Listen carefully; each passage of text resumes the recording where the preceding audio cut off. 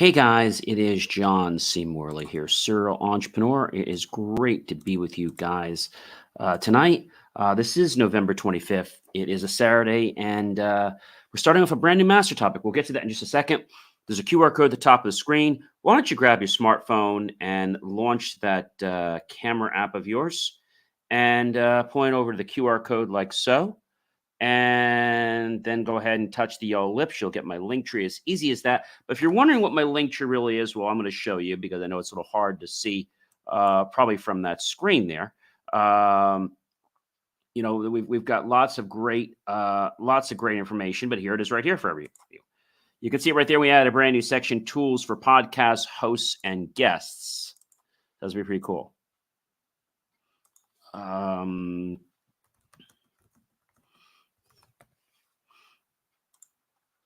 And you're probably wondering,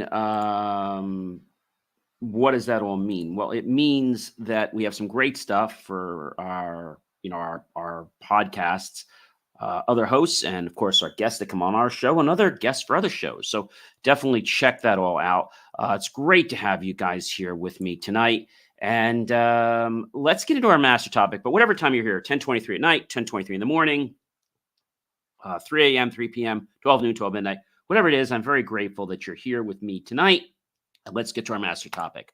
And that is career metamorphosis, unveiling the art of change. We're in series 2, which means we're in the second year, show 48, episode number 1. And tonight we're going to talk about something very important, and that is assess your current career. Maybe some of you are on the fence about different things. But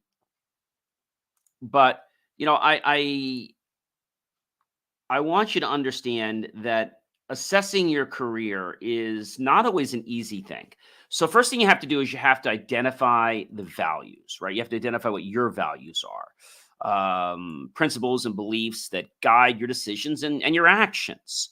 And what do you want to contribute to the world? What does it mean for you to be successful?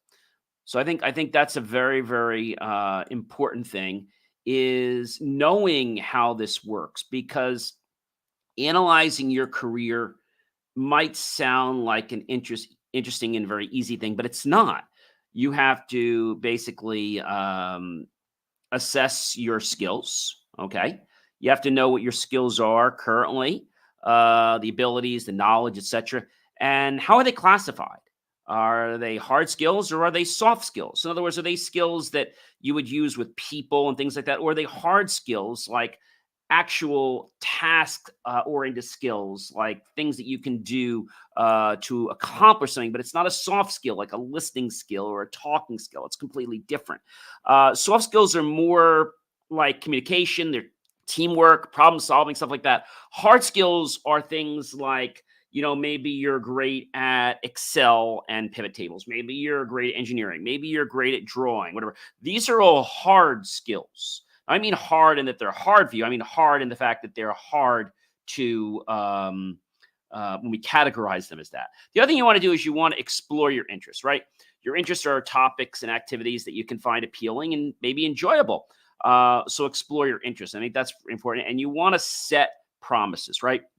Specific and, of course, realistic. But I know a lot of people, they get lost. So you have to also identify your gaps. And so when we think about this, and we're going to get a lot more deeper into this, why do people decide to actually, why do people decide to do something? Like what makes them want to change a career? Why do you think that is? Why does someone want to change a career? Well, there could be a lot of reasons. Some of the biggest reasons are they're moving to an industry that's completely different. They want a more, let's say, healthy work-life balance. Businesses are rethinking their approach to hiring and training. And on different dates and times, things can change.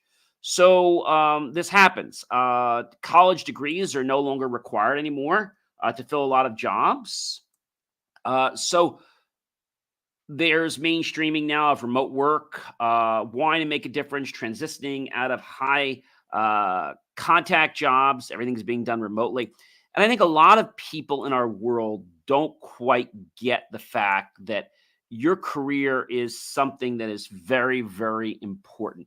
But you've got to like what you do. If you don't like what you do, it's really, really important that you change before you burn out. Now, we've talked about burnout before, but if you don't like your job, then it's going to be something that's going to make you unhappy.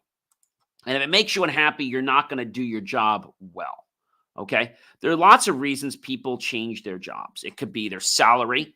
They have found that actually 39% of those who thought about or had already changed careers did so for a salary increase.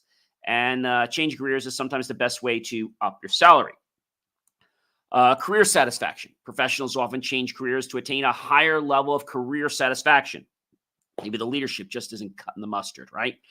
And I always said, the leaders need to be people that can actually mentor you, because you know what? If they're not great leaders, then the people that they're, let's say, leading are going to leave, because nobody wants to be under a bad leader. I'm not sure that saying that every leader is perfect, but I'm saying that leaders need to step it up.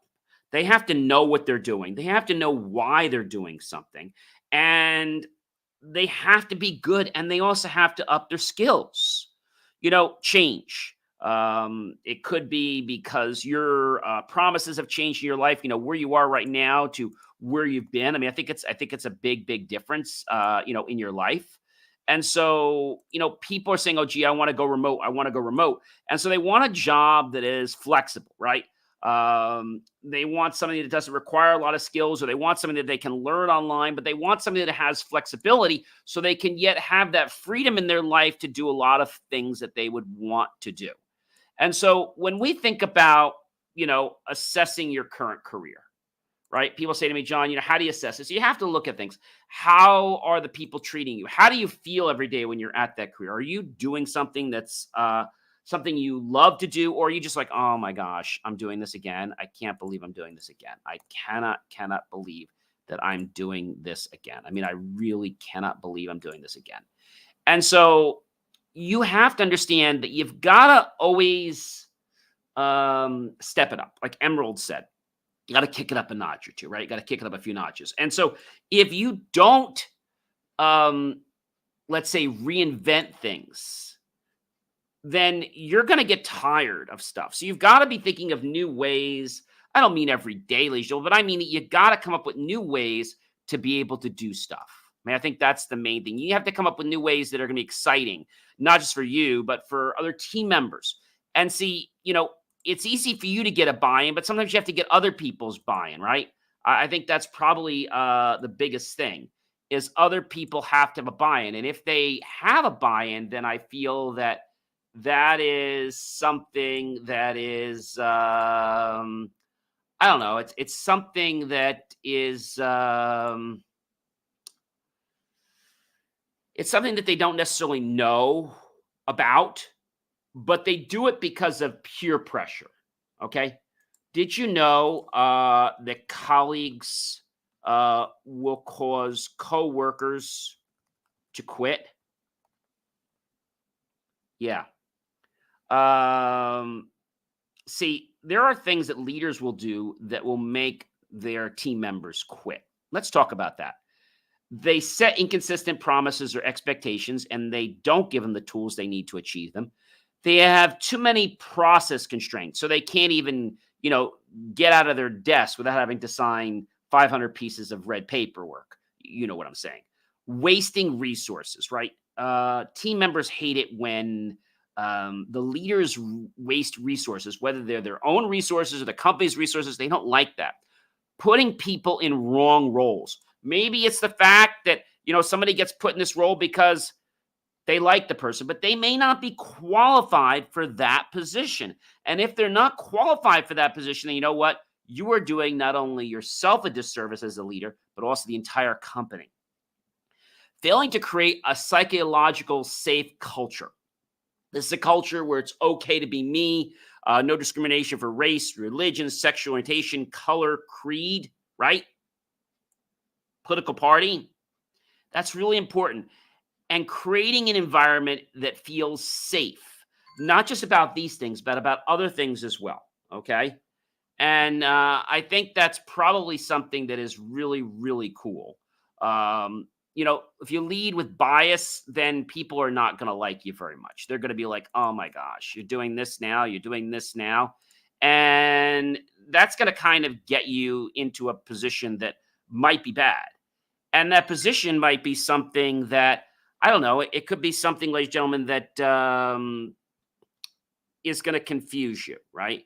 It's something that's something that's going to confuse you.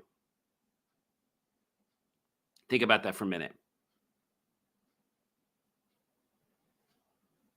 What does it mean to you when somebody quits? What does that mean?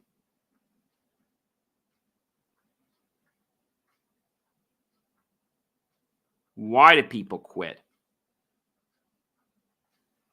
I think people quit because they get burned out.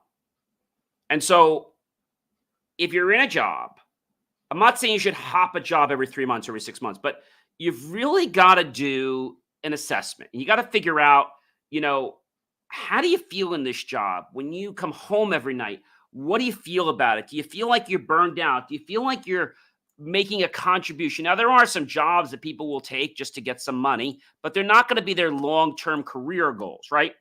Or promises. We always say promises. Goals always comes in there, but I really believe more in promises are really the mainstay of everything in our life. So leaders do make mistakes, and they should learn from those mistakes. You know what's going to happen? They're going to be in really deep trouble. They're going to lose the entire team. What happens if you're a bad coach? Well, either A, the team will pretty much go against you and basically form their own coach and support team for the people that are on the team, or you'll realize that you're losing your team and you have to do something different, or the people are not going to be, I don't want to say showing you respect, but they're not going to be taking your advice and applying it. They're always going to be respectful to you because you might be an elder to them, but they're not going to take what you're doing anymore, okay, in a way that is going to make sense for them. So they're just going to write you off. And that's probably one of the worst things that people can do. I mean, it's worse than respect because, when somebody doesn't trust you to take your advice anymore, that's a pretty bad thing, ladies and gentlemen. I mean, it's really, really, really, really bad. I mean, really bad.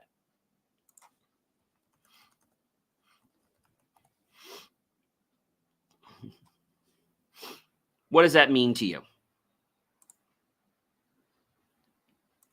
It means that you have to make decisions in your life.